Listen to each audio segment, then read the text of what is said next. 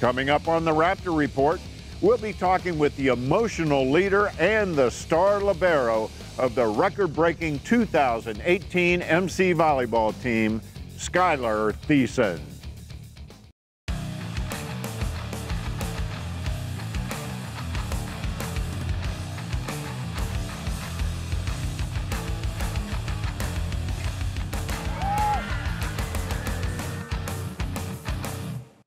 Hi, everybody. I'm Michael Brown, and this is the Raptor Report. And today it is my pleasure to welcome in Skyler Thiessen, the star libero for the record-setting 2018 MC Volleyball team. Skyler, thanks for coming in. Thank you for having me. Well, Skyler, let's let everybody get to know you a little better. Let's talk about your background a little bit. Where were you born, and when did you start playing volleyball? I grew up in Gaithersburg. And so I've been here, I've lived here for my whole life. And I started playing volleyball when I was about in 4th grade. So I've been playing for a while. I had a feeling you'd been playing volleyball for a long time. You just had that, that look to me out there on the court. So you went to Gaithersburg High School? Yes, I did. Mm-hmm. And you played volleyball there for 4 years? Yeah, I played on varsity for 4 years, yeah. Oh, you were a varsity player for 4 years? Yes. And what position did you play in high school? My freshman year, I actually played libero because the libero before actually tore a labrum in her hip. And so that opened up a position for me as libero. She came back the next year, and I decided to set because our setter, when I was a freshman, was graduating. So I prepared myself in the off season to practice the sets and everything because settings can be very complicated. So I did that, and I told the coach, I said, if you need me to set, I practiced, and I think I'm ready for it. Because setting is the quarterback of the whole entire team. So you have to be ready for it. And so I thought I was ready for it. And so I played setter for my senior year, my junior year, and my sophomore year after that. Oh, okay. So yeah. you only played libero for the 1 year. Yep. So then you decided to come to MC. Why MC? Actually, I've been playing club for a really long time. And with playing club, it's year-round. You don't really have any breaks. You come from high school, which is in the fall, and then during the playoffs you have the club tryouts. So then from club it's all the way from winter to spring, and then you have the camps in the summer, and then you have high school volleyball coming up. So I had no work experience. I didn't know what I wanted to do yet. So I told my mom, I said, look, I'm not gonna play club my senior year. I'm gonna play high school, but not club. Took her a while to adjust to that because she really likes watching me play.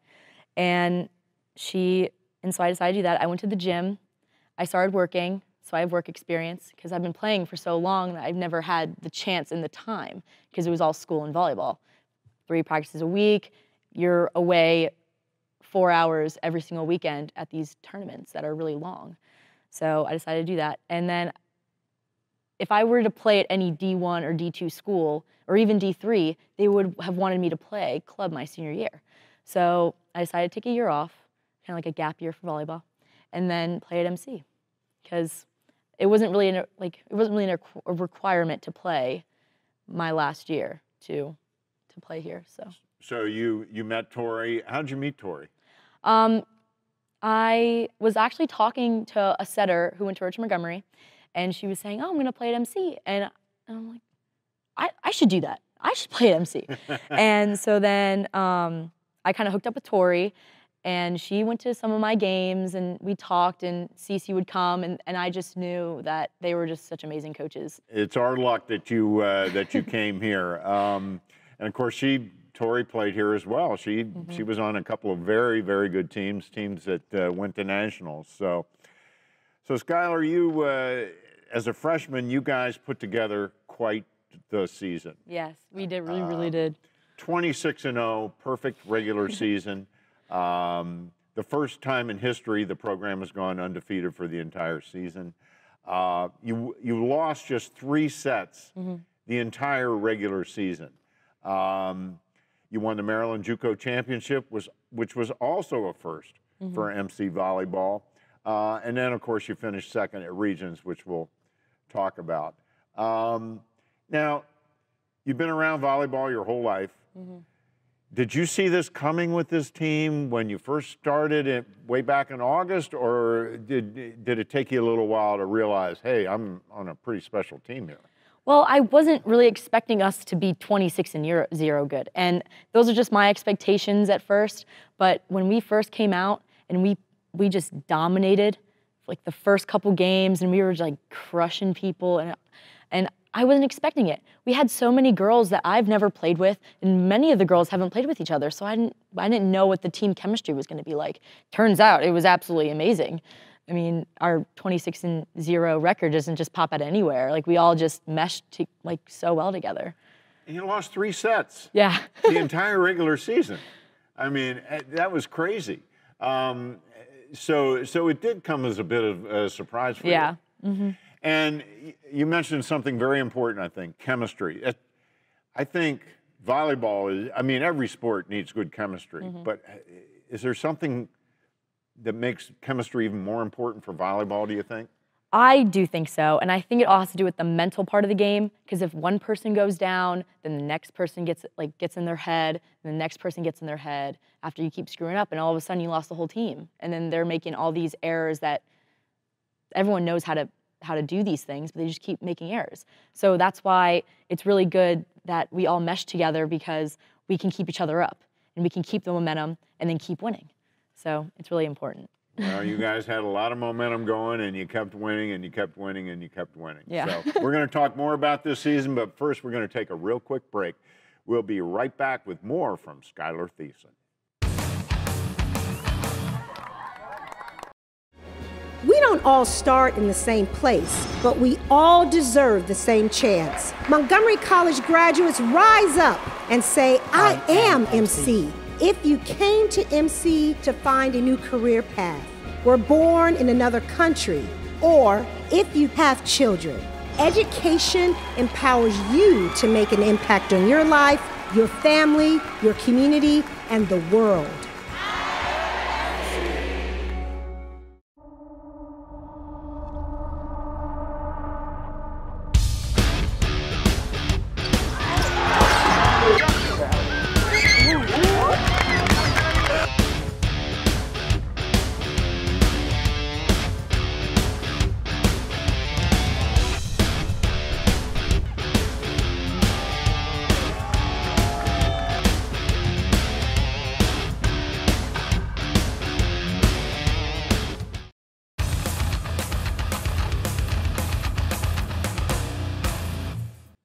And welcome back, and we are continuing our conversation with Skyler Thiessen, star libero on this year's MC volleyball team.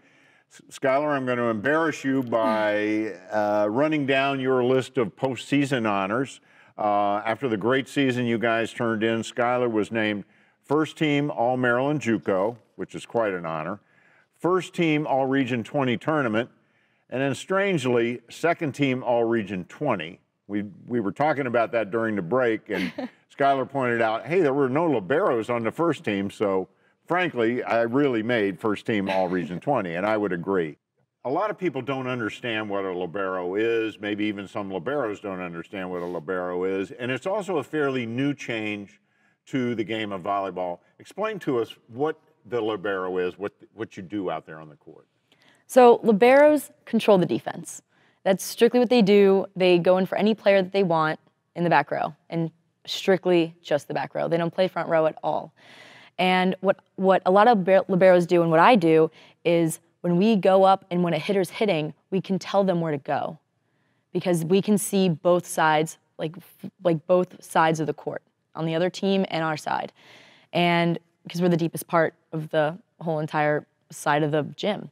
So we tell them where to hit, we tell them where the blocks are and how many, because that's really important on where the places are that are available to hit, and the best holes where you can just get a kill. So how do you do that quickly? Because the game moves very fast. So give me an example of what you would tell Anya, for example, Anya Chepernova, about a block. So if I see that there are two people and they're really close to the antenna, and the antenna means out. So if they're really close to the antenna, that means Anya can't hit line. She only has room to hit cross. So she hits it to 5 or 6, or even can tip it over the block because there's room there. So yeah. So you're communicating that verbally to her. Yeah. Is there a code, or is it just straight out go cross? Well, sometimes I'll just yell like cross or line, or you got 2 blocks on you. So you don't normally hear it because I'm only really trying to tell her, and I don't really want the other team to know because they can quickly adjust. So that's a lot of things that liberos do that no one really knows about.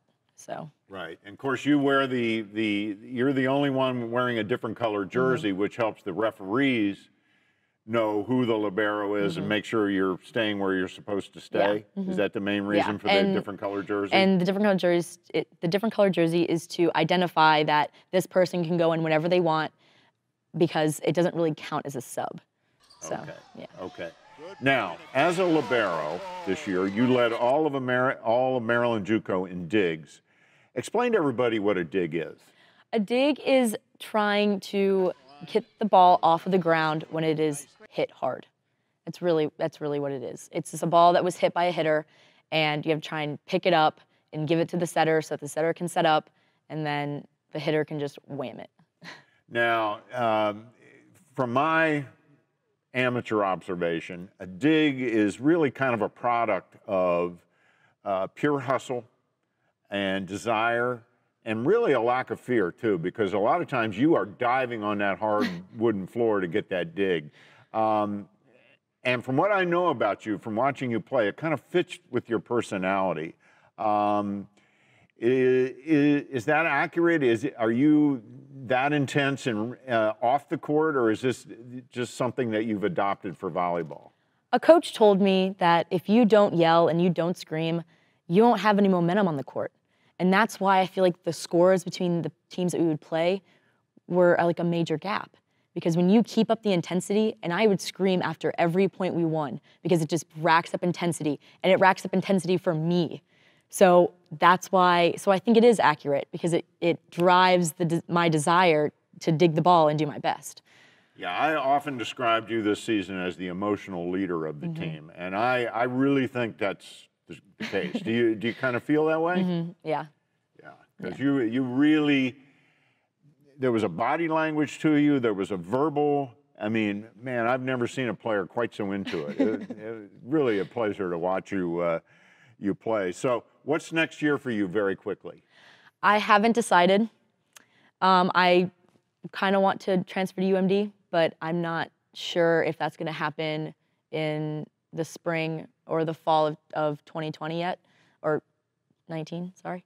So I haven't really decided if I want to play here or not. I'm just kind of playing it as it goes. You'll see what happens. Yeah. Well, if I may speak for myself, we would love to have you back. Thank you. I think actually everybody on this crew would love to see you back, because a real pleasure to watch you out there. Thank you. Thanks so much for coming in. Before we go, I do want to encourage everyone to follow Raptor Athletics on social media. On Facebook and YouTube, it's the Raptors MC. And on Twitter and Instagram, it's MC_Raptors. And you can follow me on Twitter and Instagram at MC_RaptorVoice. Skyler, thanks so much for coming in today. It was a real pleasure getting a chance to talk to you after enjoying watching you play all season long. Thank you so much. And thanks to all of you for joining us on the Raptor Report today. We'll be back soon with an all-new show.